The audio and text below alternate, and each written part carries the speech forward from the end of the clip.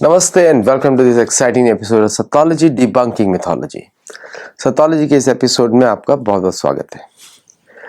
ऐसा सडनली क्या हो गया कि अमेरिकन्स को लगने लगा कि यूरोप उनके इंटरनल अफेयर्स में इंटरफेयर कर रहे हैं। मैं आपको बताता हूँ, बहुत सारी चीजें हुई, 3 चीजें हुई। 3 थिंग्स हैव हैपेंड। और आप लोगों ने जिसने मेरी बुक पढ़ी है गोल्ड ग्लोरी एंड गॉड, आपको यकीन ही होगा कि बहुत ही मैंने इनका एनालिसिस किया है और मैं उसी के बेसिस पे सारे वीडियोस करता हूँ, क्योंकि वो एनालिसिस एकदम कंप्लीट है कि यूरोप और अमेरिका के बीच में जो रिलेशनशिप स्ट्रांग होता है वो फेथ की वजह से होता है, और वीक होता है वो फेथ की वजह से होता है। ये लोग चर्च के बाहर सोच ही नहीं सकते। ऐसा जबरदस्त प्रोग्रामिंग किया है, and I give 3 hats to the church. बोलता कि भाई अच्छा काम किया आप लोगों ने, मतलब ऐसा प्रोग्रामिंग किया है कि ये लोग चर्च के बाहर सोच ही नहीं सकते। चर्च की लड़ाई से कभी बाहर ही नहीं निकले हैं ये लोग। आपको लगेगा कि निकले होंगे, लेकिन कभी निकले नहीं चर्च की लड़ाई से बाहर। अब देखिए 3 थिंग्स हुई है अमेरिका में। अब जो अमेरिकन राइट विंग है वो अक्यूज कर रहा है यूरोप को for infiltrating American government institutions और policy making institutions with a leftist ideology, number 1। Number 2, they are accusing Europe कि Europe is a slow decision making continent. दुनिया को मालूम ही है, लेकिन अक्यूज कर रहे हैं। तीसरा, वो बोल रहे हैं कि Europe is not buying enough American products. ठीक है, मैं तीनों चीजों पे एक साथ आता हूं। पहला हुआ राइट विंग ऑफ अमेरिका, जो मागा क्राउड है, कंजर्वेटिव मूवमेंट है, वो अक्यूज कर रहा है कि सारा लेफ्टिज्म जो है वो यूरोप से आया है। अरे भाई, वो तो सत्य है। कैथोलिसिज्म से ही मार्क्सिज्म आया, सोशलिज्म आया और आपका कम्युनिज्म आया, वो तो वहीं से आया। शायद मेरी बुक पढ़ रहे होंगे गोल्ड ग्लोरी एंड गॉड, तो वो तो ट्रेडिशनल लेफ्ट वो है, क्योंकि उसका रीजन है कि जब सोशलिज्म की बात करते हैं तो कैथोलिसिज्म बोलता है कि सब कुछ भगवान की दया है और आप भगवान की दया से एग्जिस्ट करते हो, आप भगवान पर ही विश्वास करो और सबको समान ट्रीटमेंट मिलेगा। पॉसिबिलिटी नहीं है मनुष्य समाज में। चतुर्वर्ण्यम मया सृष्टम गुण कर्म विभागशः। भगवान ने स्वयं 4 वर्ण बनाए हैं। तस्य कर्तारम अभिमान न तस्य कर्तारम अव्ययम। उनको बनाने के बाद भी मैं उसमें इन्वॉल्व नहीं हूँ, भगवान बोल रहे हैं। वो किस लिए बनाए हैं? बिजनेस कम्युनिटी चाहिए सबको, प्रोटेक्टर कम्युनिटी चाहिए सबको, ब्राह्मण कम्युनिटी चाहिए सबको, और वर्कर कम्युनिटी चाहिए सबको। इन चारों के बिना समाज नहीं चल सकता। इनमें से कोई भी एक दूसरे से ऊपर नीचे नहीं है। ये तो भगवान का सिस्टम है भाई। तो आप इक्वली ट्रीट किसी को नहीं कर सकते, क्योंकि पूर्ण कर्म के आधार पर ही लोगों को गुण कर्म मिलते हैं इस जन्म के। तो अगर जहां पे जन्म हुआ है, जिस परिवार में जन्म हुआ है, आपको वो आपके पिछले कर्म के आउटकम है कि उस परिवार में जन्म हुआ, तो आपकी capabilities will be part of that family, जिसके लिए आपने ऑलरेडी पूर्व कर्म से आपने कार्य किया है, तो इसलिए आपका जन्म वहां पे हुआ। किसी तरह की नाक मिली, किसी तरह का आंख मिला, किसी तरह का सोच धारा में विचारधारा मिली, किसी प्रकार का आपका एटीट्यूड्स मिला, वो सब आपका पूर्व जन्म से आता है। ऐसा नहीं कि बदल नहीं सकते, आप मेहनत करके बदल सकते हैं, क्योंकि कर्म तो बदला जा सकता है। किसी की डेस्टिनी हार्डवायर्ड नहीं होती, मतलब कि हार्ड की डेस्टिनी ऐसी आपका फ्यूचर नहीं। अरे किसी परिवार से प्रधानमंत्री मोदी जहां पे जन्म हुआ, अब वो प्रधानमंत्री बन गए, है ना। तो वो कर्म तो बदल सकते हैं, कर्म से सब कुछ बदला जा सकता है। उनकी डेस्टिनी में लिखा था कि राजा बनेंगे, चाहे किसी परिवार में हो, राजा बनेंगे, राजा बन गए।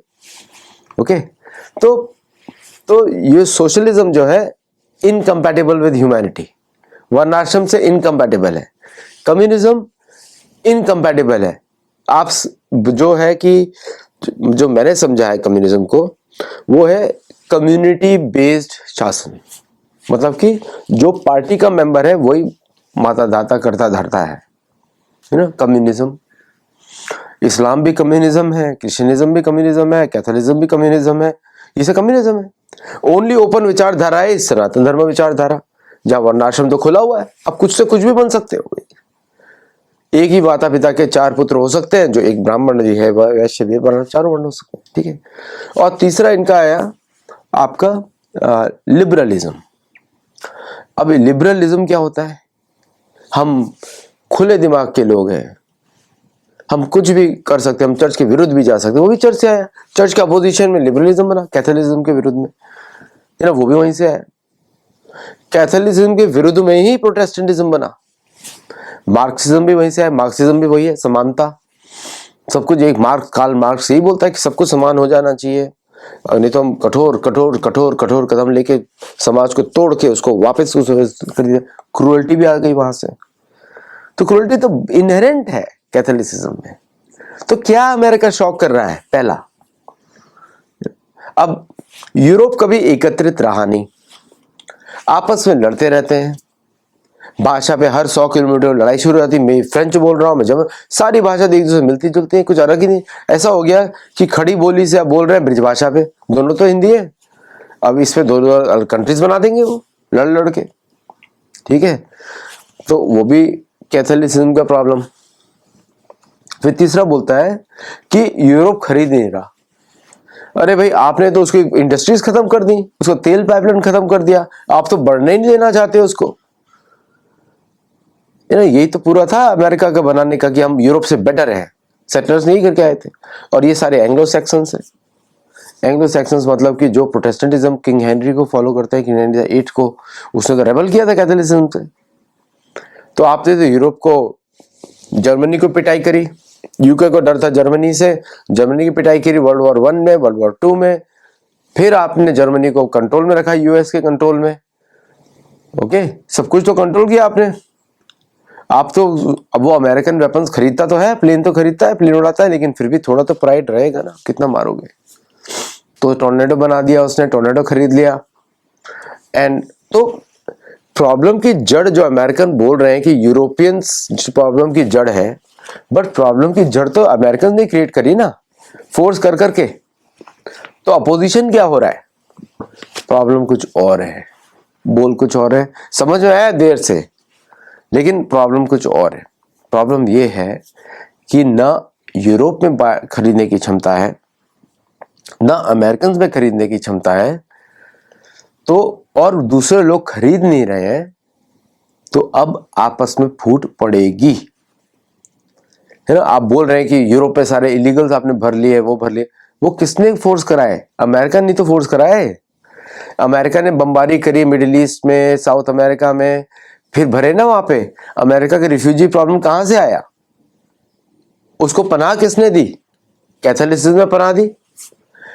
अमेरिका के बहुत सारे नॉन प्रॉफिट्स हैं, चर्चेज हैं, जो कि इलीगल्स को अपने घर में रखते हैं, उनके लिए भोजन भी लाते हैं, क्योंकि उनको मालूम है कि ये लोग अमेरिकन इकोनॉमी को बर्बाद कर देंगे। तो Catholicism working against America and America working against Catholicism, यही युद्ध है। उन्होंने भी सारे युद्ध कराए, हम अमेरिका में लेंगे नहीं, वीजा रेस्ट्रिक्शन दूर भी है, यूरोप में भर जाओ। बोट्स किसने दी? ट्रैवल किसने अरेंज करी? कौन फंडिंग कर रहा था आईसिस को और सबको? अमेरिका ने किया। कौन गया किधर? नेटो लाई कौन? टर्की कैसे बना नेटो लाई? अमेरिका की वजह से। और सीरिया का नया प्रेसिडेंट जो है, जोहानी, जाना क्या नाम है पता नहीं, इनका नाम है जी, सारे सेम जैसे लगते हैं मुझे, ममदानी किसने किया? देख लीजिए।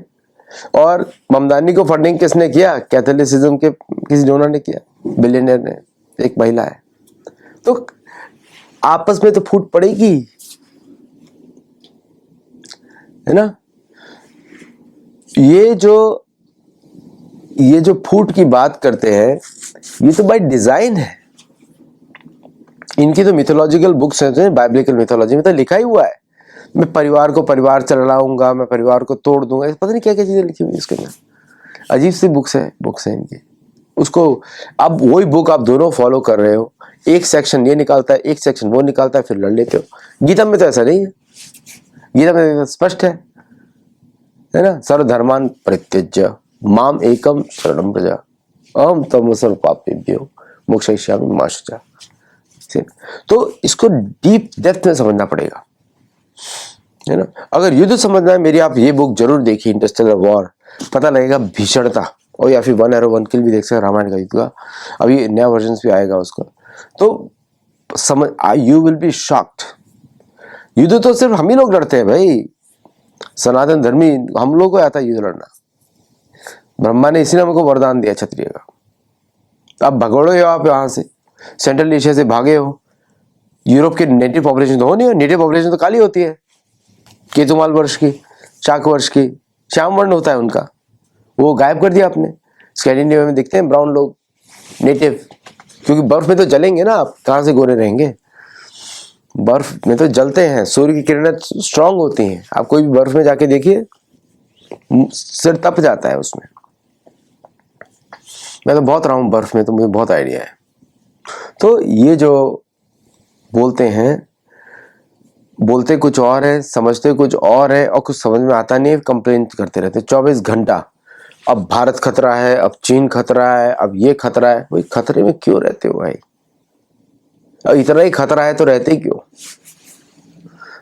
तो अब यूरोप और अमेरिका में ठनने वाली है, वो भी जबरदस्त तरीके से, और वो डोमेस्टिक पॉलिटिक्स में दिखना शुरू हो जाएगा। यूरोप में ऑलरेडी दिख रहा है, अमेरिका में दिखना शुरू हो गया है। आज से लोगों के कमेंट्री शुरू हो गई है, और इसके बारे में पहले से लिख चुका हूँ, 4-4.5 साल पहले 2021 में लिख चुका हूँ इसके बारे में। एकदम स्क्रिप्ट वही है, ट्रीटी ऑफ वेस्टफालिया वाली स्क्रिप्ट है। और अभी भीषण होगा, क्योंकि चारों तरफ से प्रेशर है, तो प्रेशर कुकर यहाँ पर है, पश्चिमी देशों में है। अभी सब भूल जाएंगे, 5 आई 6 आई सब भूल जाएंगे लोग। चलिए आज के लिए इतना ही। नमस्ते एंड जय Jagannath. Please do like, subscribe, share, become a member. हम लोग को सपोर्ट करिए, बहुत जरूरत है हमको सपोर्ट की आप सबके, और हमारे कार्यों में सहायता दीजिए। जय श्री राम।